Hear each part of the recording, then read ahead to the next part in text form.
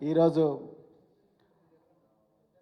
తెలంగాణ సిద్ధాంతకర్త ఎన్నో తరాలుగా తెలంగాణకు జరుగుతున్న అన్యాయాన్ని తన ఆలోచనల ద్వారా ఉద్యమానికి దిక్సూచై నడిపించిన ప్రొఫెసర్ జయశంకర్ గారి జయంతిని మనం ఈరోజు తెలంగాణ భవన్లో జరుపుకుంటున్నాం.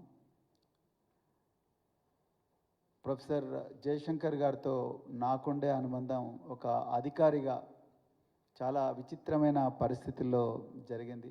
నేను వరంగల్ జిల్లా అడిషనల్ ఎస్పీగా 1999 నుండి 2001 సంవత్సరంలో ఉన్నప్పుడు ఆ రోజు ఒక తెలంగాణ అంతా కూడా యుద్ధ భూమిగా ఉంటుండే. ప్రతిరోజు కూడా ఎన్కౌంటర్లు, మందుపాతర్లు, లేకపోతే హత్యలు, మారణ హోమాలు.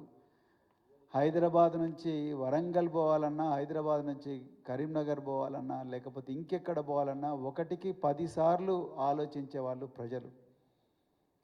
పోలీస్ ఆఫీసర్లు కూడా ఆ రోజుల్లో బస్సులలో పోయేవాళ్ళు తప్ప కార్లలో పోయేవాళ్ళు కాదు. పోతే కూడా రాత్రిపూట పోయేవాళ్ళు. అలాంటి యుద్ధ వాతావరణం ఉన్న తెలంగాణలో ఒక్కసారిగా నేను జయశంకర్ గారి ఆఫీస్కు పోయి, వారు ఆనాడు కాకతీయ యూనివర్సిటీ వైస్ ఛాన్సలర్గా ఉన్నారు. సో వారి ఆఫీస్కి పోయి, సార్ ఒక్కసారి వచ్చి మా పోలీసులకు ఈ ఉద్యమం కేవలం తుపాకులు తూటాలతోనేనా, ఇంకే విధంగా అయినా కూడా నియంత్రించవచ్చా, ఈ ప్రాణాలు కాపాడవచ్చా అన్నప్పుడు జయశంకర్ గారు చాలా ఆశ్చర్యపోయారు. ఒక పోలీస్ ఆఫీసర్లు వచ్చి మమ్మల్ని అడగడండి, ఎప్పుడు చూడు ఎన్కౌంటర్లనో అదనో లేకపోతే ఇంట్రాగేషన్లోనే పోలీస్ ఆఫీసర్లు ఇక్కడ మా దగ్గరికి వచ్చి మమ్మల్ని పోలీసు వాళ్ళందరికీ దిశానిర్దేశం చేయమంటున్నారు ఏంటి అని చెప్పేసి చాలా ఆశ్చర్యపోయారు.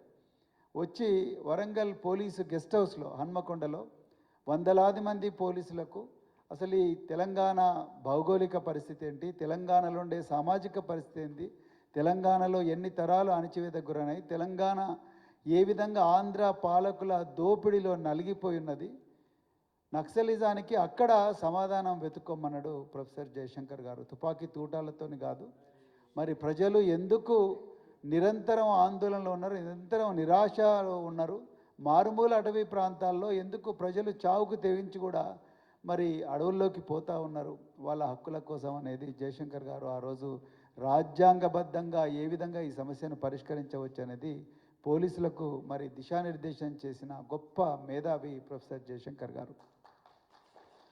తర్వాత మలిదశ ఉద్యమంలో నేను ఉస్మానియా యూనివర్సిటీలో స్పెషల్ ఆఫీసర్గా ఉండే ఆనాడు ఆంధ్ర పోలీసులు తెలంగాణ బిడ్డలను ఘోరంగా, అమ్మాయిలు అబ్బాయిలను చూడకుండా ఘోరంగా కొడుతున్నారని చెప్పి ఆనాటి డీజీపీ నువ్వు తెలంగాణ వాడివి కాబట్టి నువ్వు ఉస్మాన్ యూనివర్సిటీలో ఉండని నన్ను అక్కడికి పంపించినప్పుడు నేను మళ్ళీ జయశంకర్ సారు రవీంద్రనగర్ ఏరియాలో ఒక అపార్ట్మెంట్లో ఉంటే, తార్నాక పక్కనే ఆ అపార్ట్మెంట్లో వారి ఆరోగ్యం బాగాలేకుండే, అప్పటికే అనారోగ్యం చాలా తీవ్రమైపోయింది. సో అప్పుడు పోయి కలిసినప్పుడు మళ్ళీ గత స్మృతులన్నీ కూడా గుర్తుకు తెచ్చుకొని తెలంగాణ వచ్చుడే కాదు, తెలంగాణలో మళ్ళీ సామాజిక న్యాయం వచ్చేదాకా కూడా మన పోరాటం జరుగుతూనే ఉండాలి. అన్ని వర్గాల అభ్యున్నతి, అన్ని వర్గాలకు సంపదలో సమానమైన అవకాశాలు వచ్చేదాకా మన పోరాటం ఆగకూడదని చెప్పేసి ఇదొక మజిలీ మాత్రమే తెలంగాణ అనేది.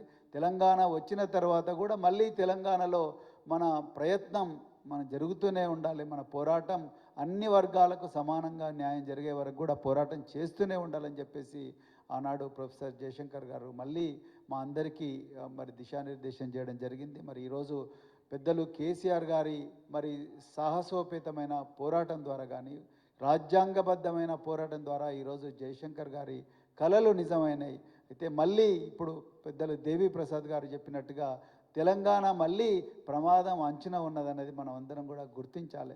తెలంగాణలో మళ్ళీ ఆంధ్ర భూస్వామ్య పాలకులు దొడ్డిదారిన తెలంగాణలో ఉండే సంపదంతా దోచుకునే ఒక ఘోరమైన కుట్ర చేస్తూ ఉన్నారు. ఉదాహరణకు రేవంత్ రెడ్డి గారు నిన్నగాక మొన్న న్యూజెర్సీ రాష్ట్రానికి పోయి రాయల్ ఆల్బర్టా హాల్లో మీటింగ్ పెడితే ఆయనకు ఆ మీటింగ్కి వచ్చిన వాళ్ళు 90% మంది ఆంధ్ర ప్రాంతానికి చెందిన వాళ్ళే వచ్చింది, తెలంగాణ వాళ్ళు ఎవరు కూడా రాలేదనేది ఒకసారి మీరు గుర్తుపెట్టుకోవాలంటే రాబోయే రోజుల్లో తెలంగాణను మళ్ళొక అదృశ్య హస్తం కబలించబోతున్నది. దీన్ని మళ్ళీ జయశంకర్ గారి ఆత్మ కూడా దీన్ని చూస్తూనే ఉంటుంది పైనుంచి. సో అందుకొరకు తెలంగాణ ప్రజలందరూ కూడా మరింత అప్రమత్తంగా ఉండాలి. మన హక్కులు, మనకు రావాల్సిన సంపద ఢిల్లీ కేంద్రంగానే కుట్రలు జరిగినా ఆశ్చర్యపోనవసరం లేదు.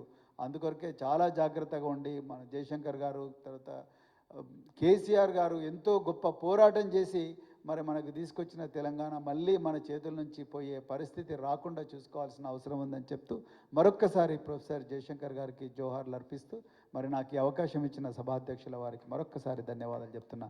జై తెలంగాణ, జోహార్ ప్రొఫెసర్ జయశంకర్ గారు.